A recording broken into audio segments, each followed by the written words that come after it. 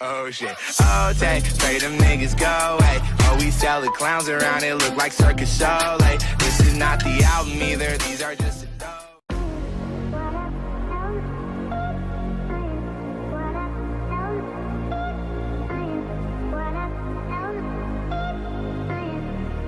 A snarl rips in the distance.